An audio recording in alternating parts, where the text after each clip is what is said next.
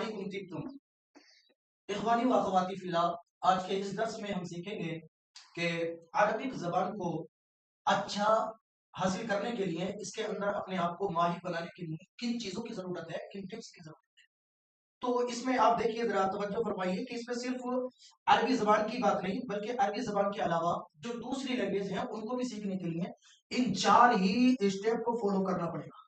Number 1 इस्तिमा, number 2 किताबा, number 3 मुहादसा और number 4 किराआ। मतलब क्या है? आप एक बात बतलाएं, अपने घर के अंदर एक जो छोटा बच्चा होता है, वो अगर अरब में है, अरब ममालिक में, तो उसको तो कोई नहीं बतलाता ना कि मतलब ये अरबी में इसको ये बोलते हैं, इसको ये बोलते हैं, उसको अरबी कहां से आ गई? तो उसका सारे का सारा सिस्टम टिका है इस्तिमा पर। इस्तिमा मतलब यानी सुनने पर।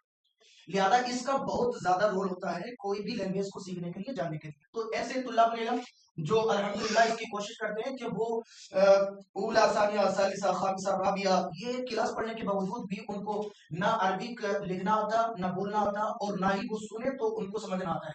लिहाजा ऐसे अफराद के लिए जरूरी है कि वो अगर इसके अंदर महारत हासिल करना चाह रहे हैं तो नंबर 1 इस पर अमल करना शुरू कर दें, इस्तिमा।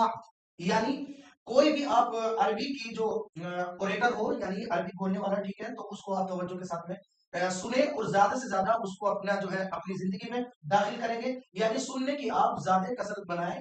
जो भी अरबिक आपके सामने वीडियो आए या इसके अलावा और कुछ रील वगैरह आए, तो उसको आप सुनेंगे तो इससे बहुत असर पड़ेगा। ठीक है, तो ये बच्चा जो होता है, बच्चे को कैसा आ जाता है, उसको तो कोई नहीं सिखा रहा है, तो इसके बावजूद आ रही, तो उसको बतलाएंगे कि भाई उसको जो आई है ना सिर्फ सुनने से आई। ठीक है, नंबर 1 इस पर अमल करेंगे। और दूसरा है, अब ये एक के बाद दूसरा जो स्टेप है ना, इनमें से हर एक दूसरे से जुड़ा हुआ है। यानी आप सुनेंगे, ठीक, और फिर उसके बाद में बोलेंगे, तो ये आपके यहाँ से स्टार्ट होगा, यहाँ पे और बढ़ता जाएगा, और फिर यहाँ इसके बाद में किराआ पे आओगे तो और ज्यादा ग्रो होगा, और ज्यादा बढ़ता जाएगा, और आखिरी स्टेप इतना शानदार है किताबत का, यानी लिखने का, इसके अंदर तो कमाल ही हो जाएगा। यानी आपने अगर इन स्टेपों को फॉलो करने के बाद में अगर इस पर आए, ठीक है, तो पहला नंबर 1 है इस्तिमा, यानी सुनेंगे। इस्तिमा का मतलब तवज्जो से कान लगा के सुनना। दूसरे नंबर पर आता है अल मुहादसा। मुहादसा मतलब गुफ्तगू करेंगे, ठीक, और इसमें सबसे अच्छा ये है कि एक दूसरा अपना जो साथी हो उसको आप पकड़े, ठीक है, उसके साथ में गुफ्तगू करें, ठीक है। अरबी कोई भी एक मकाला तैयार करें, ठीक, उसको, या अपना तारुफ, ठीक है, उसको भी आप तैयार कर सकते हैं, और इस तरह से अपने साथी को लें। और अगर ऐसा भी हो कि कोई बंदा तने तनहा हो और उसका साथी ना हो, भाई ऐसे भी हो सकता है, ठीक है। जैसे मैं खुद अपनी बात करूं तो अल्हम्दुलिल्लाह मेरे साथ में कोई ऐसा बंदा नहीं कि जो साथ में बोले, ठीक है, वो उसका भी शौक हो तो हमारे, लेकिन मैं अपनी बात कर रहा हूँ कि मैंने खुद ऐसा किया है, ये काम किया है कि कोई भी नहीं बोलने वाला, तो मैंने सिर्फ पेन को, कलम को मुखातब खिताब किया और इसको अपना जो है साथी बनाया, और कोई सुनने वाला नहीं मेरे लिए, तो मैंने किताब को ही मुखातब अपने आप जो है उसको अपना साथी बना लिया, उससे गुफ्तगू शुरू कर दी। इसी तरह से और भी बहुत सारी चीजों को, जैसे बुजुर्ग का वाक्य भी है कि कोई सुनने वाला नहीं होता, तो वो बकरी का कान पकड़ के बोलते चल मेरा सबक सुन। ठीक है भाई, तवज्जो के साथ में सुनिएगा। दो बातें हो गई, नंबर 1 सुनना, नंबर 2 मुहादसा यानी तकल्लुम, गुफ्तगू करना, ठीक है, इसका बहुत असर पड़ता है।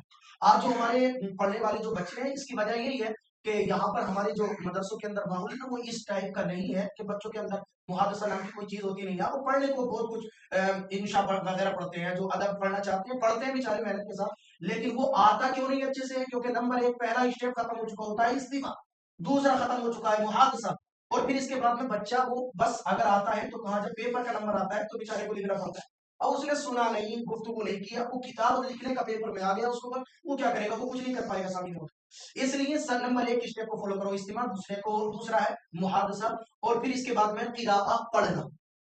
मैं अपने किसी किताब को छोड़िएगा अभी, वैसे खैर मैं आपको अपने तजर्बे की बात बतला रहा हूँ कि किराआ, ये पढ़ना किताब को जो है, ये इतना शानदार है कि आपको एक दिन नहीं, 2 दिन नहीं, 3 दिन, 4 दिन, 5 दिन, आपको एक हफ्ता लगेगा ऐसा कि वो आप किताब खोल के बैठेंगे कोई भी अरबी, तो आपको समझ में पहले दिन आपको शायद मैं समझता हूँ 2-4 लफ्ज समझ में आएंगे, दूसरे दिन आपको 10-5 लफ्ज समझ में आएंगे, इसके बाद में आपको पूरा आधा पैराग्राफ समझ में आने लगेगा, यहाँ तक कि आप इतना पढ़ने लगेंगे आपको, तो आपके दिमाग में इतना रच बस जाएगा कि आप अल्हम्दुलिल्लाह इस पर पूरी तरह से अमल करने लगे। ठीक है, और सबसे हार्ड और सबसे ज्यादा जो सख्त होता है वो है भाई किताबत। ठीक है।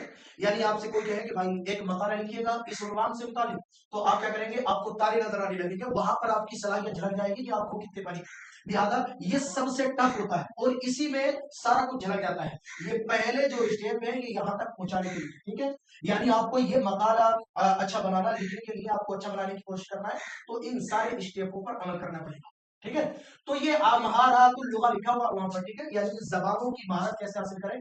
तो ये सिर्फ अरबी जबान की बात नहीं कर रहा हूँ मोहतरम, अरबी जबान की बात नहीं कर रहा है, ठीक है। आप इंग्लिश सीखना चाहें तो आप तब भी इन पर अमल करना पड़ेगा, ठीक है। नहीं ऐसे जितने बंदे के जिनको कुछ भी नहीं, वो अमेरिका या यूरोप में पैदा नहीं हुए लेकिन इसके बावजूद फर्राटेदार इंग्लिश बोलते। इसी तरह से बहुत सारे ऐसे अफराद हैं, वो अरब ममालिक में पैदा ही कोई नहीं हुए लेकिन अल्हम्दुलिल्लाह वो बहुत अच्छी अरबी बोल लेते हैं। तो वजह क्या है उसकी, तो ये सारी चीजें, नंबर 1 इस्तिमा, 2 मुहादसा, नंबर 3 किराआ और फिर चौथे नंबर पर किताबा है, ठीक है। इनको इन स्टेपों को फॉलो करिए और इंशाल्लाह इसके अलावा अगर आपने कोई भी बात मालूम करना तो कमेंट बॉक्स में मालूम कर सकते हैं। मजीद इस तरह के इंटरेस्ट दुरुस्त के लिए और फुरूकुल लुगविय्या को जानने के लिए, अरबिक ड्रोप्स को जानने के लिए चैनल को सब्सक्राइब करिए, हमको फॉलो करिए।